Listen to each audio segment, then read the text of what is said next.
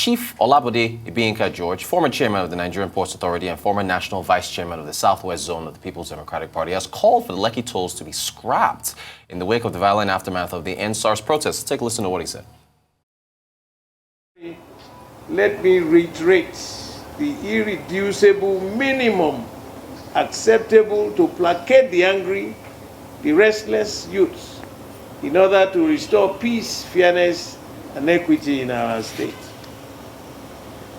A, the two toll gates should be dismantled immediately and permanently.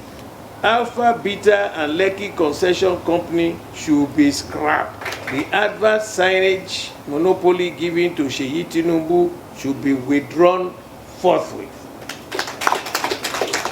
The Yoloja title should be withdrawn from Sade Tinubu and be given to the individual who deserves it according to tradition. The NURTW, which has become the militia wing of the APC in Lagos State, should be reorganized and removed from the ambit and the control of political actors. The prodigal allowances given to members of the Lagos State Assembly should also be scrapped. There should be free. All right. So is there a case to be made for that? Joining me to discuss the validity of the position is senior economist and head of research and strategy at Greenwich Merchant Bank, Mr. Ayodeji Ebo. Ayodeji, good morning to you. Good morning. I think you heard the comments there. Can we discuss the economic benefit of tolls? Okay, thanks. I think the first thing that viewers we all need to know is that this is a public-private partnership. Yes, I may not be privy to the details of the private sector angle of it, but most time when you have a PPP arrangement, and for this specifically, it was specifically the objective or part of the structure was for Lekki Concession Company to design, to finance, rehabilitate, upgrade and operate and continue to maintain this road for 30 years.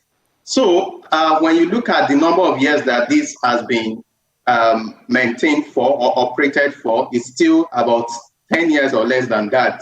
So I don't, for us, we don't support the scrapping because a lot of case studies even being done or studies being done using this Lekki toll road structure.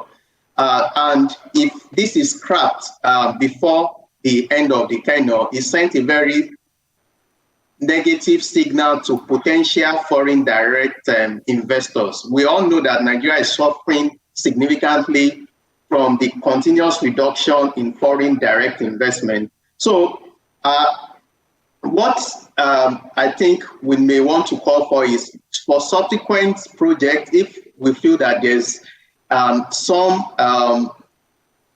form of clauses that are not supposed to be there, then we can review it in subsequent PPP arrangements so that we can always move forward as a nation. PPP is critical. We've looked at government's budgets. The deficit, what they have, you can see that the deficit in the budget or even amount allocated to capital expenditure cannot take us out of our current situation. They need the support of foreign direct investors. So I wouldn't want us to reverse and send any negative signal to potential investors. And so for us, we believe that this should remain, and cancelling the toll will not solve the problem. We can address other issues regarding some of the news around the killings, around the Lekki toll gate, but I think we should separate the issue of the PPP arrangements that have been signed for 30 years from the current civil unrest.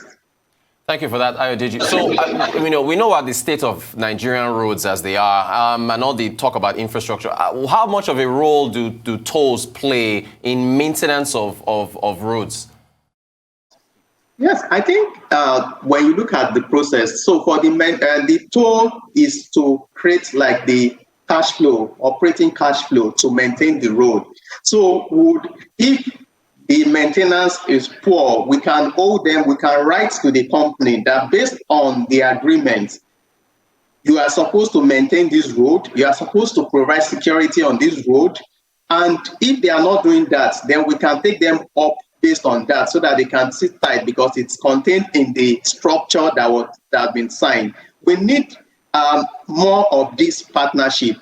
You would imagine the Lagos to Ibadan road has been there for we've been trying to complete that road for over 10 years.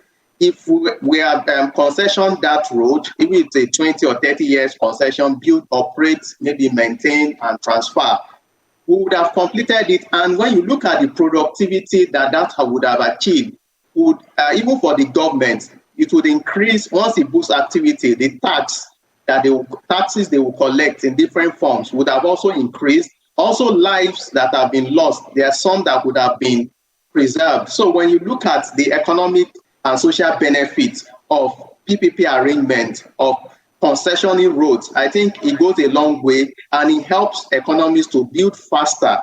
Most developed economies, government don't get involved in building most of these major roads, even the rail system.